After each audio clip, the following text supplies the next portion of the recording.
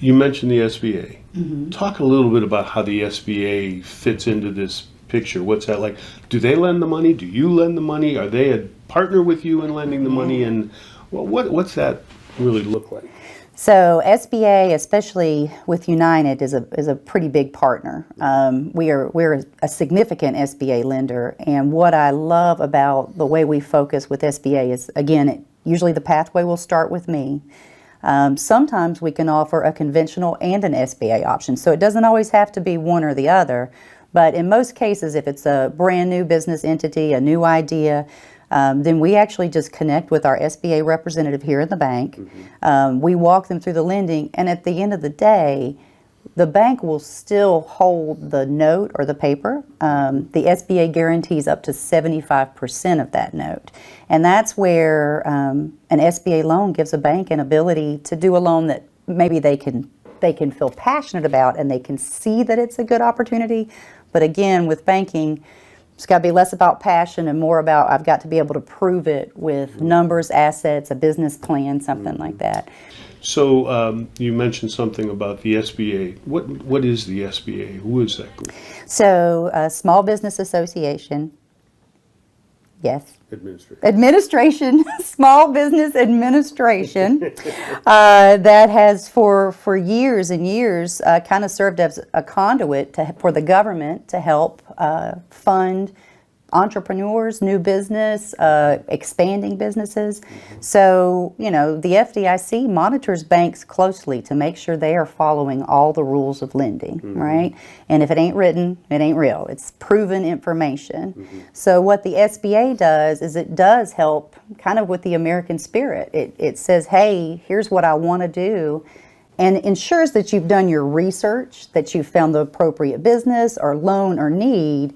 But then their guarantee helps a bank become more comfortable with assisting with that financing progress. Because banks don't want to lose the money that they've loaned, and the SBA stands with you as a partner in that relationship. That's right. Yeah, I've used the SBA in some of my experience, and I know that you've done a fair amount of that here.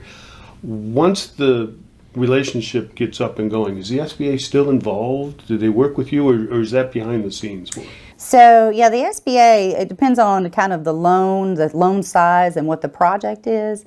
But for the most part, I mean, we work, even when SBA is the one who guarantees the loan, it still is a bank loan.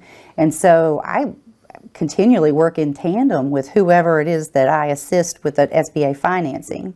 And then as time goes on, there becomes a point where they become historic and provable, right? Typically that's the 2 to 3 year mark where there are financials that prove that what they have envisioned and planned has come to fruition. Then all of a sudden it makes them perhaps a different candidate to refinance with a bank loan or a bank opportunity. But I will tell you, on the front end, the SBA not only looks at maybe the loan need, they help look at things like a working line of credit, to help with the capital needs. Because that first 2 years in business, even people with the greatest of plans, they cannot foresee everything. Right. So the SBA is such a critical piece up front, but the bank works in tandem with them and administers things as it goes through the process. So what is the difference between a line of credit and that loan that they might get on the front end? How are those different? So to me, yeah, very different. The term loan is what you know you have to spend, and you start making payments on that immediately, fully amortizing principal and interest payments. A line of credit it's the what if. And the great thing about a line of credit is you use it and pay it back.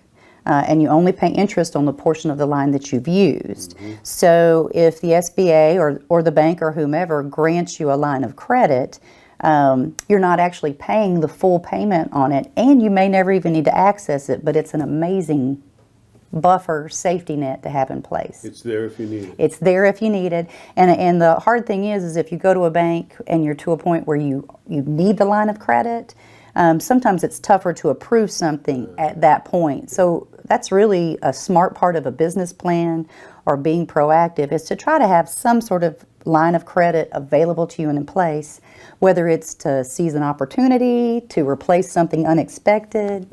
Yes.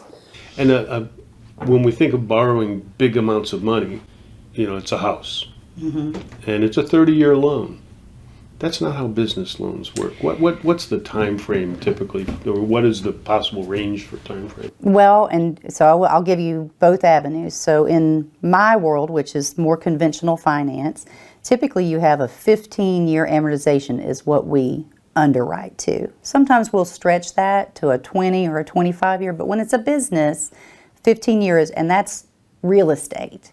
If it's equipment, a lot of times the term is going to be based on the life of the equipment. So with some equipment, it could have a life of 5 years. Some could have, and then additionally, there's typically a balloon or a call period in that note. So it could be a 3-year, a 5-year. And what that is just an opportunity for the bank to meet with the customer.